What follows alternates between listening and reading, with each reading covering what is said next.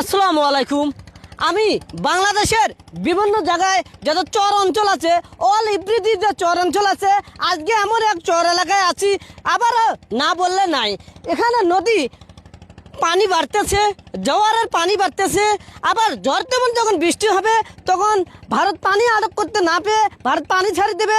আমাদের বাংলাদেশের অনেক অনেক দুর্ঘটনা, আমাদের নদী ভাঙন দেখা যাবে এখানে। তাই আমি নতুন সরকারকে বারবার বলি, এখানে নদীর কিনারে ব্লক দেওয়া হোক, এখানে বস্তা দিয়ে নদী ভাঙনগুলো আটক করা হোক। না হলে সামনে আমি দেখতেছি অনেক সমস্যা দেখা যাচ্ছে, মানুষের জমি, আবাদের জমি ভেঙে যাচ্ছে, ইত্যাদি ইত্যাদি, মানুষের বাড়িও ভেঙে যাচ্ছে। অনেক আমাদের চর অঞ্চলগুলা অনেক কষ্ট।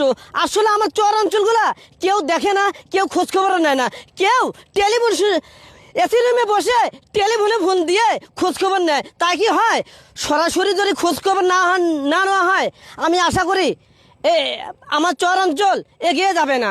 আসুন চর অঞ্চলগুলো দেখুন, ভালো করে দেখুন। আমরা শহর এবং চর একসাথে আমরা এগিয়ে যাব। কিভাবে এগিয়ে যাব আজকের ভিডিওর মধ্যে আমি বলতেছি। নদীর কিনারে কিনারে সড়ক দিতে হবে, যেখানে ভাঙা আছে ওখানে ব্রিজ দিতে হবে। আমি আশা করি তাহলে সব কিছু সম্ভব। 4 চাক্কার গাড়ি চলবে, আমাদের কৃষি জমির ইত্যাদি ইত্যাদি শহরে যাইতে অনেক ভালো হবে। আর আপনারা আমার চর অঞ্চল আসবেন, এই যে শরৎ নদীর মাছ খিলাবো। ধন্যবাদ।